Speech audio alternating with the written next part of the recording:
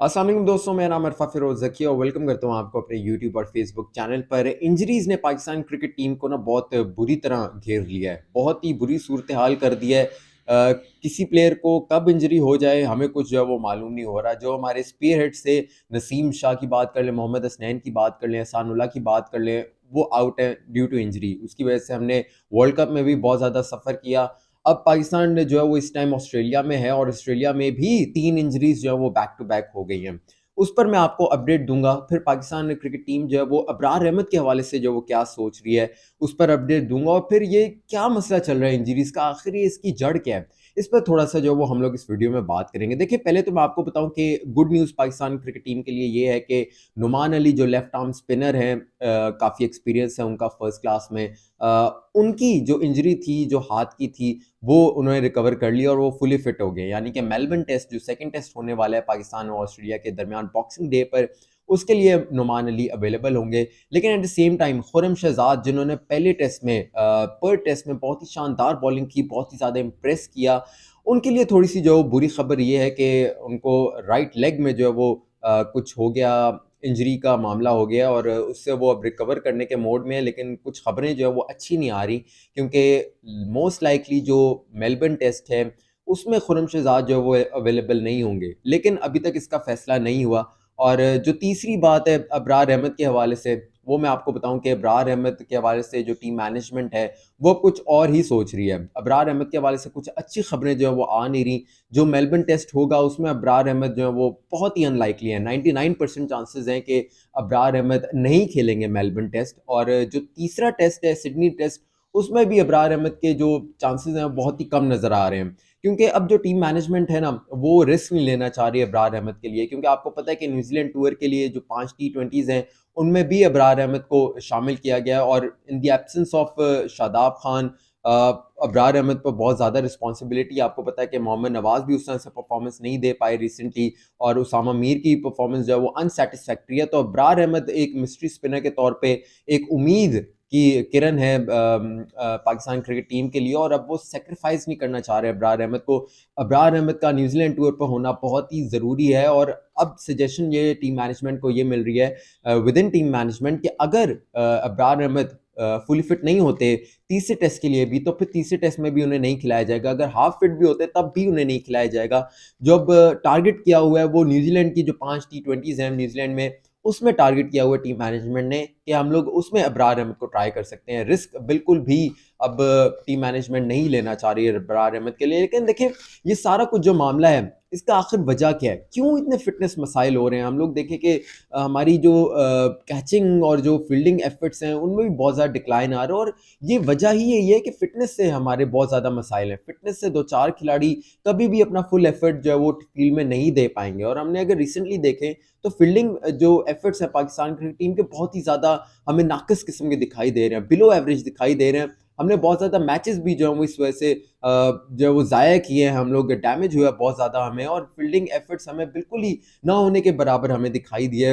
आप अगर world cup 2021 का जो था टी20, उसमें हसन अली ने कैच छोड़ा, उसामा मीर ने रिसेंट वर्ल्ड कप में कैच छोड़ा। तो इस तरह के कैचेस छूटना जो एक बहुत बड़े मोमेंट में होते हैं, जिसमें पाकिस्तान को जो है वो कॉस्ट कर जाता है मैच। और ये फील्डिंग जो एफर्ट है वो डायरेक्टली प्रोपोर्शनल होता है आपकी जो फिटनेस है उससे। और अगर आप देखें कि चैंपियंस ट्रॉफी 2017 जो थी, वो क्यों पाकिस्तान जीता था? वो इसीलिए जीता था क्योंकि पाकिस्तान की फिटनेस लेवल बहुत ही कमाल का था। और उस दौरान वो जो कुछ साल थे मिकी आर्थर के थे, उसमें आपने एक चीज़ बहुत नोट की होगी कि यो-यो टेस्ट बहुत ज़्यादा होता था। बहुत ज़्यादा हमें खबरें मिलती थी कि जी फलाने जो प्लेयर है उसने इतना यो-यो टेस्ट किया, जो फलाना प्लेयर है उसने इतना यो-यो टेस्ट किया, शान मसूद, मोहम्मद रिजवान, ये टॉपर्स होते थे यो-यो टेस्ट में। लेकिन अब मुझे नहीं लगता, मैं आपसे सवाल पूछता हूँ कि कब आपने लास्ट टाइम सुना था कि जी यो-यो टेस्ट हुआ है? मैंने तो कम से कम नहीं सुना था। मिसबाह उल हक जो थे, रिसेंट जो हेड कोच बने थे, चीफ सेलेक्टर भी बने थे, उनके टाइम जो है हमने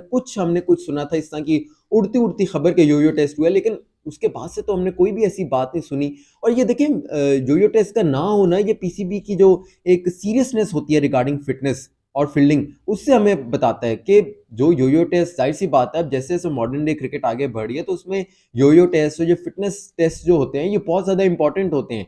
लेकिन पीसीबी जो है वो इस पे बिल्कुल ही हमें गैर संजीदा और बिल्कुल ही एक दिखाई नहीं देता कि वो सीरियसनेस कुछ ज़ाहिर करना चाह रहा है या कुछ इससे कंसर्न है, बिल्कुल भी उसमें हमें नहीं दिखाई दे रहा। हालाँकि मिकी आर्थर का ही टेन्योर था पिछला, लेकिन मिकी आर्थर के टेन्योर में बिल्कुल ही हमें फिटनेस लेवल उस तरह का नहीं दिखाई दिया जो 2017 में होता था। अब तो बिल्कुल ही उस तरह का नहीं है, बहुत ही ज़्यादा डिक्लाइन हो रही है। और आप अगर देखें रिसेंट जो ऑस्ट्रेलिया का जो पहला टेस्ट हुआ है पर्थ में, उसमें क्या मसला था? उसमें फ़ील्डिंग का बहुत ज़्यादा मसला था पाकिस्तान को। पाकिस्तान की फ़ील्डिंग लेवल उस तरह का था ही नहीं जो टेस्ट क्रिकेट में दिखाई देना चाहिए। और ये बैक टू बैक जो इंजरीज़ हो रही हैं, ये भी इसी वजह से हो रही हैं कि पाकिस्तान के जो बॉलर्स हैं, स्पेशली जो फ़ास्ट बॉलर्स हैं, उनका उस तरह का फ़िटनेस लेवल रहा ही नहीं है। जब वो टी20 क्रिकेट तो ठीक ठीक है जी, 4 ओवर्स की क्रिकेट वो सही खेल लेते हैं, लेकिन जब बात आती है वनडे क्रिकेट की, जो वर्ल्ड कप था, या जब टेस्ट क्रिकेट की बात होती है, तो उसमें फिर रह जाते हैं। और रह जाते इसीलिए हैं क्योंकि फिटनेस लेवल ही उस तरह का नहीं है। और ऑस्ट्रेलिया में जब टेस्ट क्रिकेट आपने खेलनी है तो आपको highest level of fitness level आपको जो है वो चाहिए, क्योंकि वहाँ के जो ग्राउंड्स हैं वो बहुत हार्ड होते हैं। वहाँ जब बॉलर भागता है, अगर फास्ट बॉलर भागते हैं, तो उसके जो थाइज होते हैं और जो एंकल होते हैं या नीज होती हैं, उसमें बहुत ज़्यादा आपकी जो है फिटनेस लेवल टॉप का उसमें चाहिए होता है। और तभी आएगा जब आप फिटनेस का अपने ध्यान रखेंगे। डोमेस्टिक क्रिकेट में तो खैर पाकिस्तान की फिटनेस होता ही नहीं है, कोई उसमें रिवाज ही नहीं है।